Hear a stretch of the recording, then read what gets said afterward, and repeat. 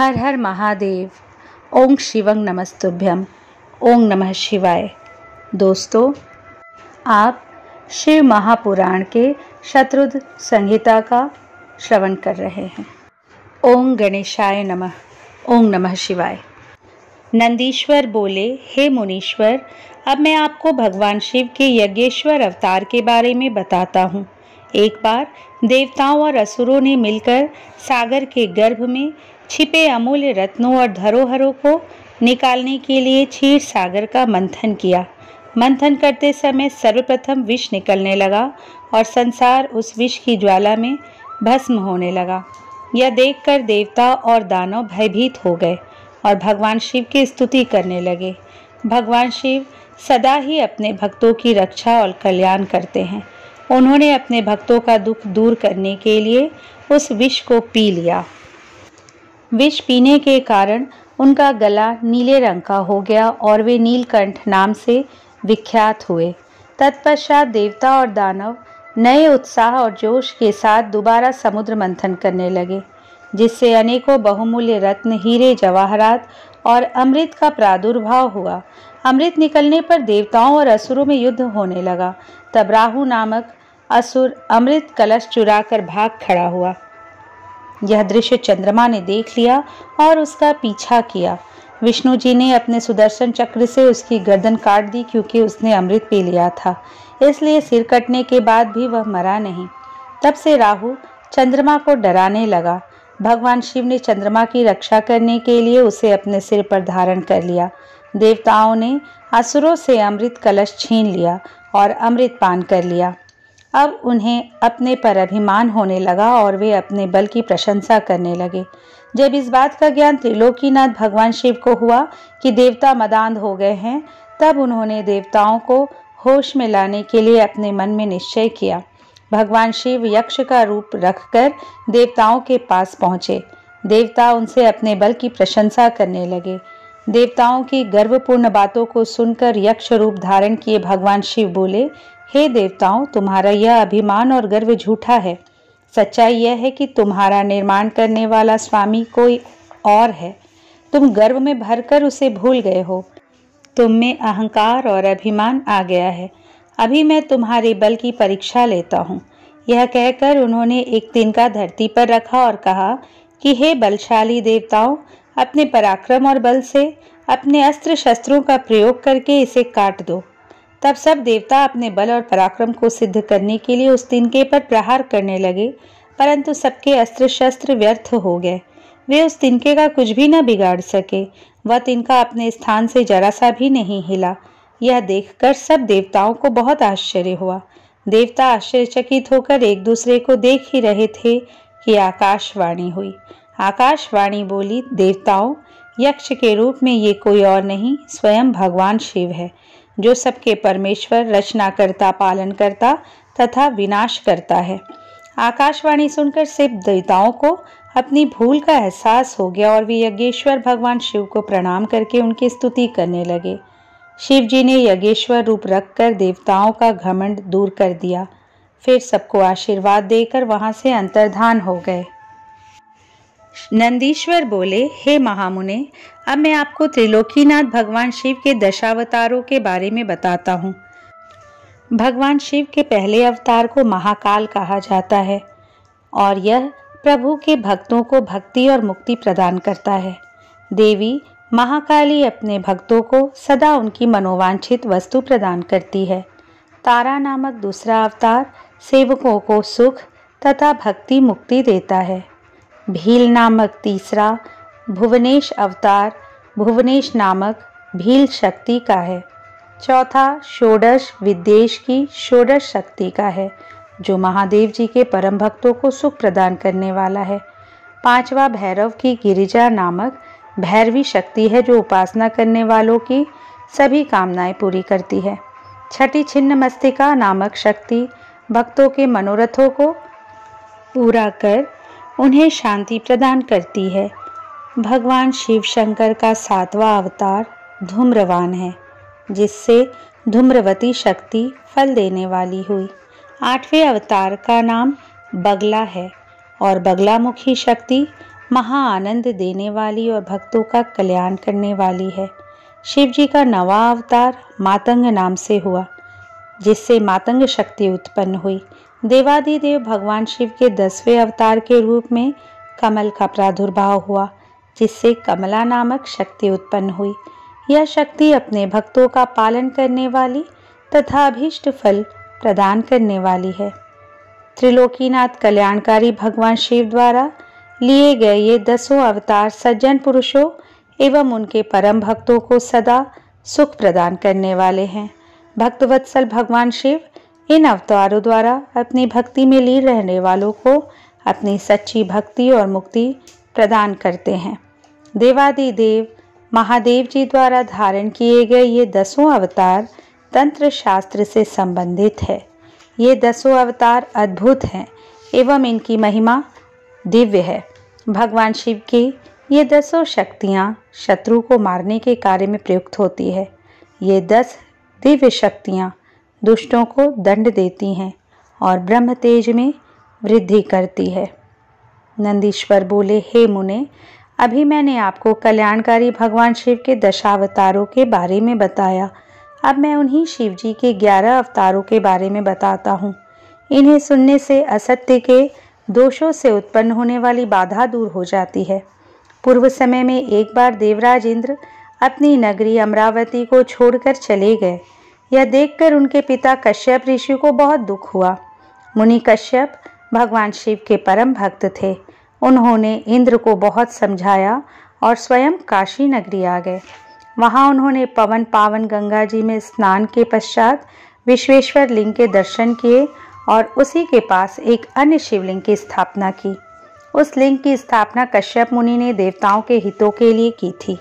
फिर वे उस शिवलिंग की नित्य विधि पूर्वक पूजा अर्चना करने लगे और तपस्या में लीन रहने लगे। इस प्रकार दिन बीतते गए। एक दिन प्रसन्न होकर भगवान शिव प्रकट हुए और बोले, हे मुनि कश्यप, मैं आपकी आराधना से प्रसन्न हूँ। मांगो, क्या मांगना चाहते हो, मैं तुम्हारी इच्छा अवश्य पूरी करूँगा। तब भगवान शिव के वचन सुनकर कश्यप मुनि बहुत प्रसन्न हुए और महादेव जी की स्तुति करने लगे। फिर बोले, हे भगवान, मैं अपने पुत्र के दुख से बहुत दुखी हूँ। आप मेरे पुत्र का दुख दूर कीजिए। आप मेरे घर में मेरे पुत्र के रूप में उत्पन्न होकर मुझे सुख प्रदान कीजिए। कश्यप मुनि के वर को सुनकर शिवजी ने तथास्तु कहा और वहां से अंतर्धान हो गए। तब कश्यप मुनि भी प्रसन्नतापूर्वक अपने घर वापस आ गए। उन्होंने सब देवताओं को अपने वरदान के बारे में बताया, जिसे जानकर सब देवता बहुत प्रसन्न हुए। भगवान शिव अपने द्वारा दिए गए वरदान के फलस्वरूप कश्यप मुनि के यहाँ उनके पुत्र के रूप में जन्मे। कश्यप मुनि ने प्यार से उनका नाम सुरभि रखा। सुरभि के जन्म पर बड़ा उत्सव हुआ। सभी देवताओं ने प्रसन्न होकर फूल बरसाए। अप्सराएं नृत्य करने लगीं तथा चारों दिशाओं में मंगल ध्वनि गूंजने लगी। देवताओं ने कश्यप मुनि को बहुत बहुत बधाई दी।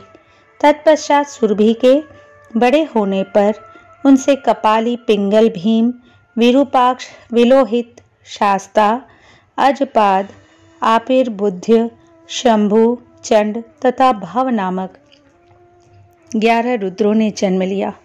इन 11 रुद्रों ने देवताओं की रक्षा करने तथा उनके हित करने हेतु अनेकों असुरों का वध किया।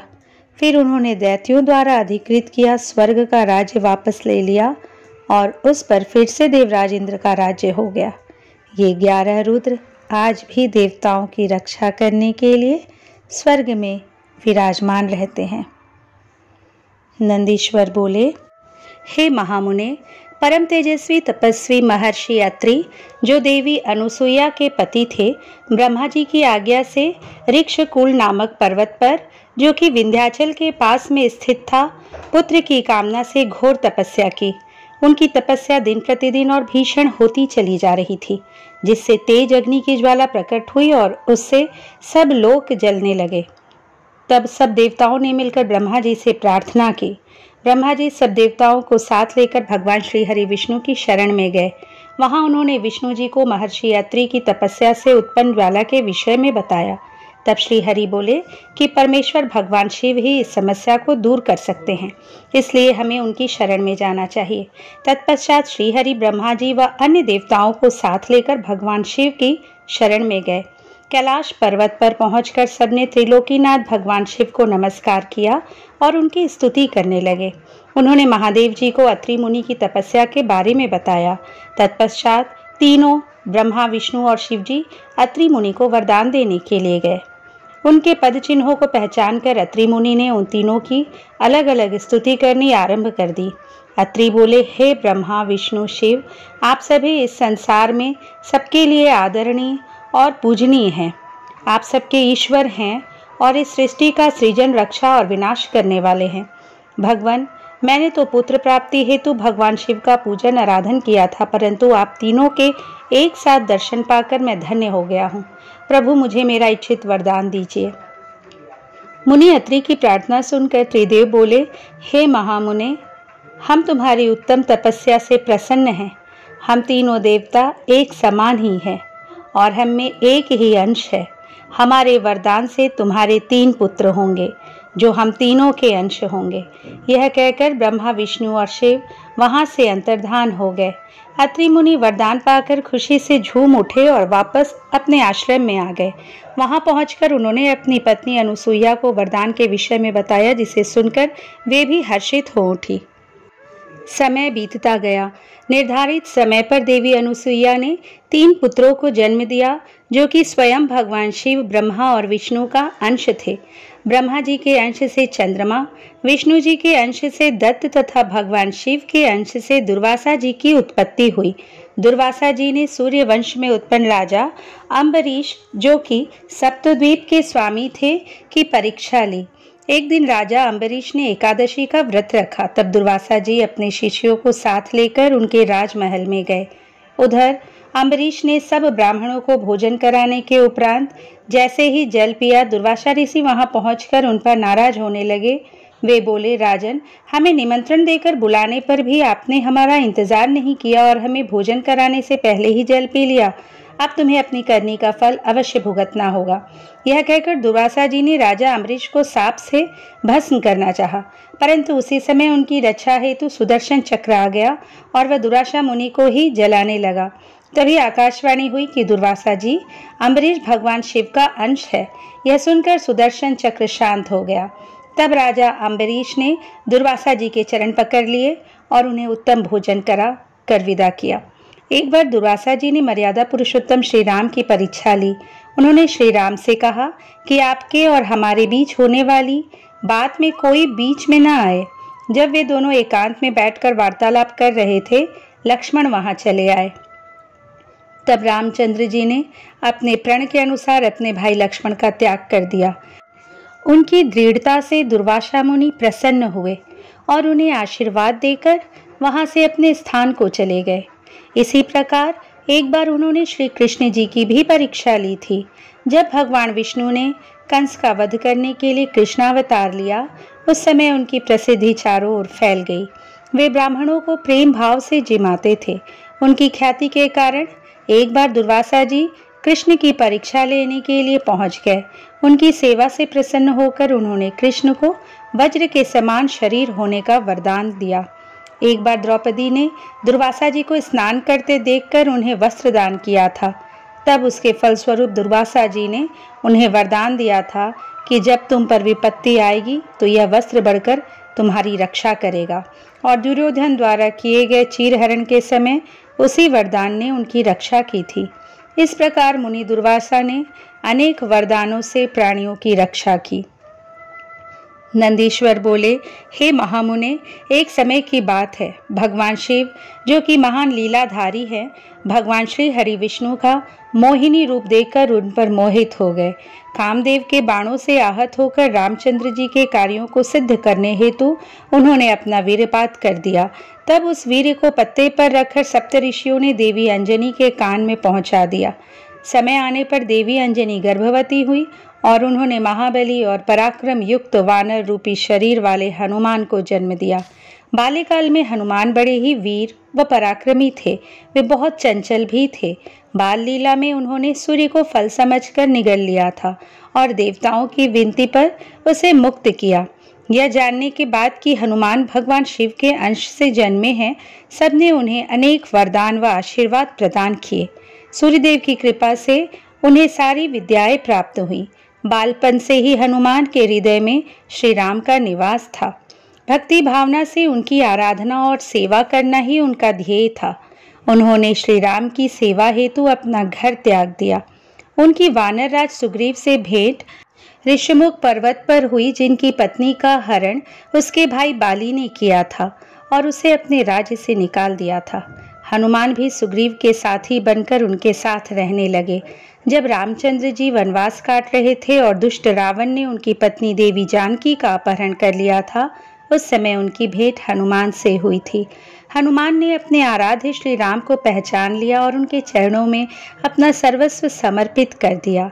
हनुमान और सुग्रीव से मित्रता हो जाने के पश्चात श्री राम ने सुग्रीव के बड़े भाई बाली, जिसने उनका राज्य और पत्नी दोनों को छीन लिया था, का वध कर सुग्रीव का राज्याभिषेक कराया। फिर सुग्रीव अपनी पूरी वानर सेना सहित श्री राम की पत्नी देवी सीता को ढूंढने के लिए निकल पड़े, परंतु कुछ पता न चल सका। तब स्वयं हनुमान ने माता सीता की खोज शुरू की तथा समुद्र पार लंका जाकर उन्हें खोज निकाला और उनकी आराध्य प्रभु राम का संदेश उन तक पहुंचाया। अपने स्वामी का समाचार पाकर देवी सीता बहुत प्रसन्न हुई। उनका सारा शोक पल भर में दूर हो गया।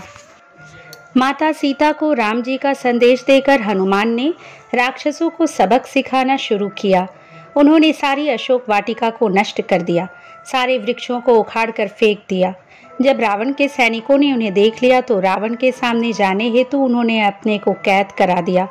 बंधन में बांधकर उन्हें रावण के सामने ले जाया गया। तब राक्षस राज ने वानर रूपी हनुमान की पूंछ में आग लगाने का दंड दिया। जब उनकी पूंछ में आग लगा दी गई तो उन्होंने पूरी लंका उससे जला दी। फिर समुद्र में कूदकर अपनी पूंछ की आग बुझाई। फिर रामचंद्र जी को उनकी प्रिया की निशानी दी। अपनी पत्नी का समाचार पाकर श्री राम बहुत प्रसन्न हुए और उन्होंने वानरों की सेना को साथ लेकर लंका पर चढ़ाई कर दी। सर्वप्रथम उन्होंने शिवलिंग की स्थापना कर उसका पूजन किया। फिर समुद्र पार लंका की ओर प्रस्थान किया। हनुमान ने इस युद्ध में बहुत वीरता का परिचय दिया। उन्होंने हजारों असुरों को मार डाला। युद्ध में जब लक्ष्मण घायल होकर मूर्छित हो गए, तब उनकी प्राण रक्षा हेतु हनुमान संजीवनी बूटी लेकर आए और उन्हें जीवन प्रदान किया। हनुमान ने अहिरावण का वध करके भी राम लक्ष्मण की रक्षा की थी। हनुमान में भगवान शिव का अंश था और उन्होंने पग पग पर श्री राम की रक्षा एवं सहयोग देकर उनके कार्यों को सिद्ध किया। नंदीश्वर बोले, हे महामुने, एक समय भगवान शिव और देवी पार्वती प्रसन्नता पूर्वक अपनी इच्छा से विहार कर रहे थे। उन्होंने भैरव को द्वार पर द्वारपाल बनाकर खड़ा किया था, जिसका कार्य किसी को भी द्वार पार नहीं करने देना था। उधर दूसरी ओर भगवान शिव अपनी प्राणवल्लभा देवी पार्वती के साथ लीलाएं कर रहे थे और उनसे विनोदपूर्ण बातें कर रहे थे। बात करते हुए काफी समय बीत गया। तभी पार्वती देवी की कुछ सखियां जो राजमहल में ही थी, वहां उनके कक्ष में आ गई। तब वे भी महादेव जी के पास बैठकर उनसे लीलाओं के वर्णन को सुनने लगी। काफी देर तक उन सखियों से भगवान शिव की बातें करती देख पार्वती देवी को क्रोध आ गया। वे गुस्से से महल के बाहर जाने लगी। द्वार पर खड़े द्वारपाल भैरव ने देवी पार्वती को देखा तो उसके मन में विकार आ गया। वह उन्हें साधारण स्त्री समझकर घूरने लगा। देवी पार्वती ने भैरव के मन की बात पहचानते हुए उसे शाप दे दिया। भैरव, तू पृथ्वी पर जाकर एक साधारण मनुष्य की भांति जीवन बिताएगा और अपनी करनी का फल भोगेगा। जब देवी पार्वती इस प्रकार भैरव को शाप दे रही थी तो भगवान शिव भी वहां आ पहुंचे। शाप से दुखी होकर भैरव ने देवी के चरणों में गिरकर उनसे क्षमा याचना की। तब त्रिलोकीनाथ भक्तवत्सल देवादिदेव भगवान शिव ने भैरव को आश्वासन दिया। इस पर भैरव बोले कि हे प्रभु, देवी के शाप के प्रकोप से मुझे बचाइए। तब शिव जी भैरव को सांत्वना देने लगे और बोले, देवी पार्वती का शाप मिथ्या तो नहीं हो सकता, परंतु भैरव, हम अपने परम भक्त को ऐसे ही नहीं छोड़ सकते, तुम चिंता मत करो। भैरव को आश्वासन देकर शिव जी देवी पार्वती को साथ लेकर चले गए। शाप के अनुसार भैरव जी शीघ्र ही वेताल के रूप में पृथ्वी लोक पर विचरने लगे। तब अपने भक्त का उद्धार करने के लिए भगवान शिव ने पृथ्वी पर अवतार लिया और वे महेश के रूप में और देवी पार्वती शारदा के नाम से पृथ्वी लोक पर लीलाएं करने लगे। नंदीश्वर बोले, हे ब्रह्मपुत्र सनत कुमार जी, एक बार देवताओं और दैत्यों ने मिलकर बहुमूल्य रत्नों और खजानों को हासिल करने के लिए समुद्र मंथन करने का निश्चय किया। वह मंथन किस प्रकार किया जाए यही सोच रहे थे। तभी आकाशवाणी हुई। आकाशवाणी ने कहा, हे कल्याणकारी देवताओं, तुम्हारा कार्य अवश्य ही सिद्ध होगा। तुम मंदराचल पर्वत को मथानी और नागराज वासुकी को रस्सी बनाकर क्षीर सागर का मंथन करो। आकाशवाणी सुनकर देवता और दानव उत्साहित होकर मंदराचल पर्वत को उखाड़ने लगे। अपने इस कार्य में वे सफल भी हो गए, परंतु जब वे मंदराचल को मथानी बनाने के लिए क्षीर सागर में डालने लगे तो अत्यंत भारी होने के कारण वह उनके ऊपर गिर पड़ा। अनेक देवता और दानव उसमें दब गए। भयभीत होकर सब भगवान शिव की आराधना करने लगे। भगवान शिव अपने भक्तों पर सदा अपनी कृपा रखते हैं। उन्होंने देवताओं दानवों को बल प्रदान किया। सबने मिलकर मंदराचल पर्वत को क्षीर सागर के जल में डाल दिया। फिर नागराज वासुकी को रस्सी बनाकर समुद्र मंथन करना आरंभ किया। समुद्र मंथन के फलस्वरूप धन्वंतरी वैद्य, चंद्रमा, पारिजात, कल्प वृक्ष, उच्चैश्रवा घोड़ा, ऐरावत हाथी, मदिरा, हरि का धनुष, शंख, कामधेनु, कौस्तुभ मणि, अमृत तथा कालकूट विष आदि वस्तुएं निकली। साथ ही परम सुंदर मनोहर रूप एवं धन वैभव की स्वामिनी देवी लक्ष्मी भी निकली। भगवान श्री हरि विष्णु ने देवी लक्ष्मी, शंख, कौस्तुभ मणि तथा गदा को ग्रहण किया। सूर्यदेव ने उच्चैश्रवा नामक घोड़े को लिया। इंद्रदेव ने पारिजात, कल्पवृक्ष और ऐरावत हाथी से देवलोक की शोभा बढ़ाई। त्रिलोकीनाथ भक्तवत्सल भगवान शिव ने देवताओं और असुरों सहित पूरे संसार की रक्षा हेतु मंथन से निकला कालकूट विष पिया और नीलकंठ नाम से प्रसिद्ध हुए। उन्होंने चंद्रमा की रक्षा हेतु उसे अपने सिर पर धारण किया।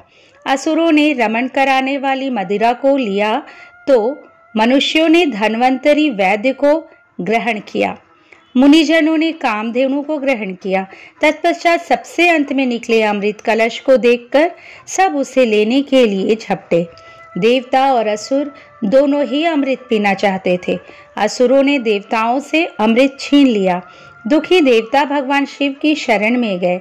तब अपने भक्तों के दुख को जानकर शिव ने श्री हरि विष्णु को मोहिनी रूप धारण कर अपनी माया से अमृत कलश असुरों से लाने के लिए कहा। विष्णु जी की माया से मोहित होकर दैत्यों ने उन्हें अमृत कलश दे दिया। तब विष्णु जी ने देवताओं को ही अमृत पान कराया।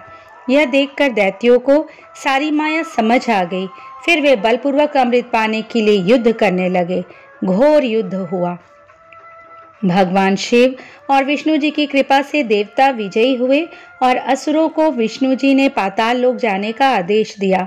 वे स्वयं असुरों को पाताल ले गए, परंतु दैत्यों ने अपनी चालाकी और माया से उन्हें वहीं बंदी बना लिया और स्वयं उपद्रव करने लगे। जब देवताओं को असुरों ने प्रताड़ित करना आरंभ कर दिया, तब वे परेशान होकर ब्रह्मा जी के पास पहुंचे और उन्हें अपनी व्यथा कथा सुनाई। फिर ब्रह्मा जी देवराज इंद्र सहित अन्य देवताओं को अपने साथ लेकर त्रिलोकीनाथ देवाधिदेव भगवान शिव के पास गए। वहां पहुंचकर उन्होंने शिव जी को प्रणाम किया और स्तुति आरंभ कर दी। तत्पश्चात उन्होंने शिव जी से कहा, हे भगवान, असुरों ने हमें परेशान कर रखा है। उन्होंने भगवान श्री हरि विष्णु को भी बंदी बनाकर पाताल में कैद कर लिया है। अतः प्रभु, आप उन्हें मुक्त कराएं और हमारी रक्षा करें। देवताओं की प्रार्थना सुनकर भगवान शिव ने उन्हें रक्षा का आश्वासन देकर विदा किया और स्वयं देवताओं के कल्याण हेतु वृषभावतार धारण किया। नंदीश्वर बोले, हे सनत कुमार जी, कल्याणकारी भगवान शिव ने अपने भक्तों की रक्षा के लिए वृषभ का रूप धारण किया और पाताल की ओर चल पड़े। भगवान शिव ने भयंकर गर्जना के साथ पाताल में प्रवेश किया। उस प्रचंड गर्जन से पातालवासी व्याकुल हो गए और उनके नगर में विध्वंस होने लगा। इस प्रकार की गर्जना को सुनकर असुरों को संदेह हुआ। जब उन्हें पता चला कि भगवान शिव वृषभ रूप धारण करके युद्ध करने आए हैं, तो वे भी अपनी पूरी शक्ति से उनसे युद्ध करने लगे। असुर सेना ने शिवजी पर आक्रमण कर दिया। शिवजी हाथों में धनुष बाण उठाए उनका इंतजार ही कर रहे थे। उन्होंने अपने बाणों की वर्षा आरंभ कर दी और अनेक दैत्यों को मार डाला। बैल का रूप धारण किए हुए कल्याणकारी शिवजी ने अपने सींगों व खुरों से भी अनेक दैत्यों को मृत्यु के घाट उतार दिया और बहुत से दैत्यों को घायल कर दिया। इस प्रकार काफी समय तक उनके मध्य भयानक युद्ध चलता रहा। उधर दूसरी ओर असुरों ने विष्णु जी को भी अपनी माया से मोहित करके उन्हें अपने साथ मिला लिया था। वे असुर के साथ रहकर उनकी प्रवृत्ति को ग्रहण करने लगे थे। उन पर संकट देखकर उनकी रक्षा के लिए वे भी युद्ध करने आए। उन्होंने वृषभ रूप धारण किए अपने आराध्य शिवजी को नहीं पहचाना और उनसे युद्ध करने लगे। भगवान श्री हरि विष्णु ने वृषभ रूप धारी शिवजी पर अनेक अस्त्रों का प्रयोग किया, परंतु शिवजी ने सबको काट डाला। फिर शिवजी ने माया के बंधन से विष्णु जी को आजाद किया, तो वे तुरंत शिवजी को पहचान गए और उनसे क्षमा याचना करने लगे। वे बोले, हे देवाधिदेव, मैं मूर्ख हूँ जो अपने आराध्य स्वामी को नहीं पहचान सका और उनसे युद्ध करने लगा। मुझे क्षमा कर दे और मुझ पर कृपा करे। श्री हरि की विनयपूर्ण प्रार्थना को सुनकर शिव जी बोले, हे विष्णु, आप तो बड़े बुद्धिमान और ज्ञानी हैं, फिर आप कैसे राक्षसों के माया जाल में फंस गए तथा उनके साथी बन गए? शिवजी की बातें सुनकर विष्णु जी शर्म के मारे नीचे देखने लगे। तब शिवजी बोले, हे विष्णु, अब तुम यहाँ से चले जाओ। यह कहकर शिवजी ने उनका सुदर्शन चक्र ले लिया और उनके स्थान पर तेज सूर्य नामक दूसरा सुदर्शन चक्र उन्हें दिया। तत्पश्चात विष्णु जी स्वर्ग को चले गए। उनका मोह दूर हो गया था। शिव जी भी दैत्यों को उनकी करनी का फल देकर वहां से अंतर्धान हो गए। नंदीश्वर बोले, हे महामुने, एक बार देवताओं और असुरराज वृत्रासुर में बड़ा भयानक युद्ध हुआ। वृत्रासुर ने सभी देवताओं को युद्ध में हरा दिया। तब सब देवता अपने प्राणों की रक्षा हेतु ब्रह्मा जी की शरण में गए। ब्रह्मा जी के पास पहुंचकर देवताओं ने उन्हें अपनी सारी परेशानियां बताई और उनसे अपनी प्राण रक्षा की प्रार्थना की। ब्रह्मा जी ने कुछ देर तक विचार किया और फिर देवताओं से कहा, हे देवताओं, महर्षि दधीची ने भगवान शिव की घोर तपस्या करके उनसे वर मांगा है कि उसकी हड्डियां वज्र से कठोर हो जाए। इसलिए तुम महर्षि दधीची से उनकी अस्थियों को मांग लो। उनकी हड्डियों से वज्र का निर्माण करके ही वृत्रासुर का संहार किया जा सकता है। ब्रह्मा जी के वचन सुनकर देवराज इंद्र, देवगुरु बृहस्पति और अन्य देवताओं को साथ लेकर महर्षि दधीची के आश्रम में गए।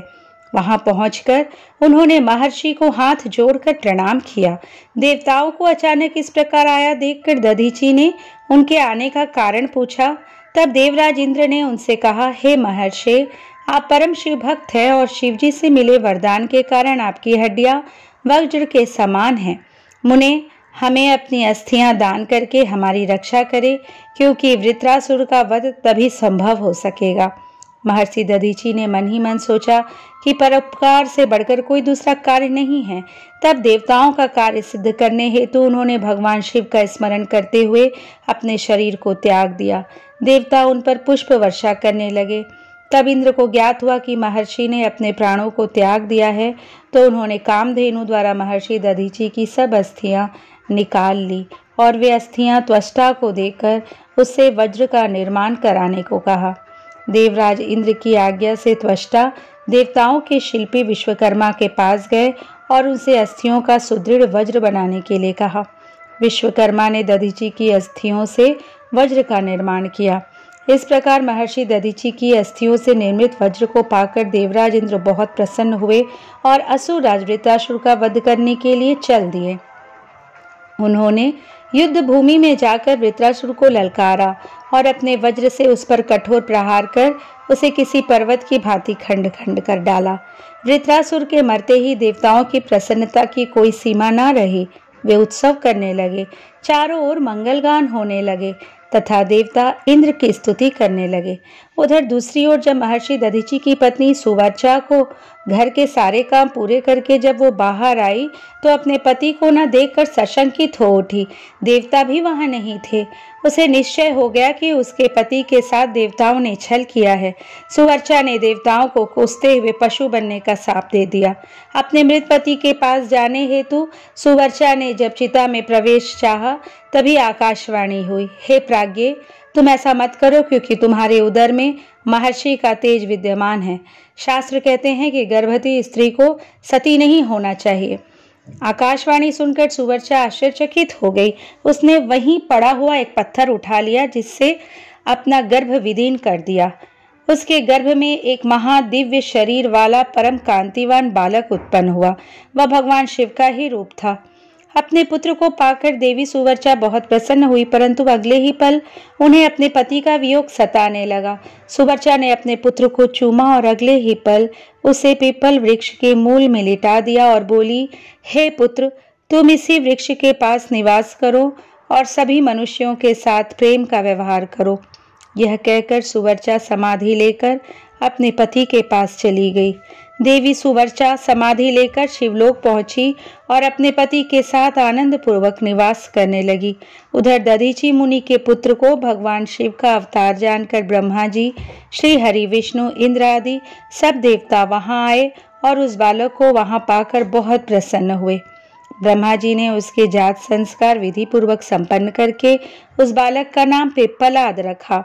उस समय देवताओं ने बहुत उत्सव किया, फिर अपने लोक को चले गए। पिप्पलाद बहुत समय तक उसी वृक्ष के मूल में तपस्या करते रहे और मनुष्यों के हित के लिए कार्य करते रहे। नंदीश्वर बोले, हे सनत कुमार जी, एक दिन दधीचि पुत्र ऋषि पिप्पलाद पुष्पभद्र नामक नदी में स्नान कर रहे थे। तभी उनकी दृष्टि एक सुंदर मनोहर युवती पर पड़ी। वह युवती भगवान शिव का ही अंश थी। उसे देखकर मुनि पिप्पलाद मोहित हो गए और उसे प्राप्त करने की इच्छा करने लगे।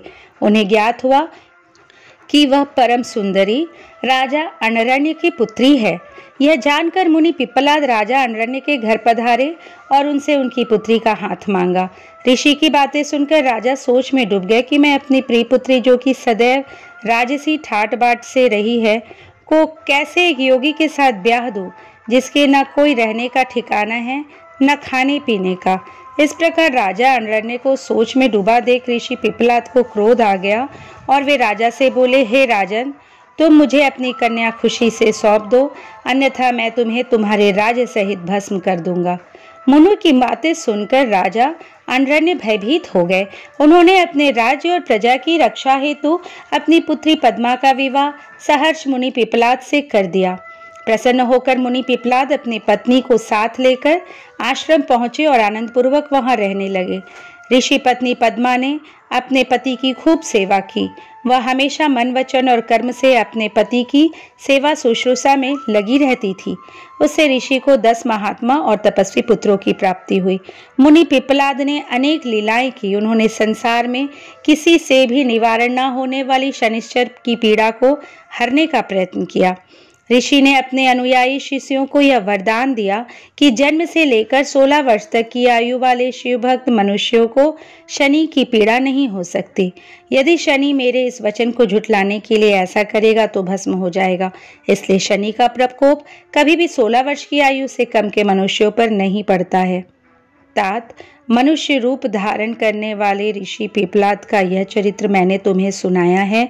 यह उत्तम चरित्र निर्दोष, स्वर्गप्रद, कुग्रह जनित दोषों का नाश करने वाला, मनोरथ पूर्ण करने वाला तथा शिव भक्ति में वृद्धि करने वाला है।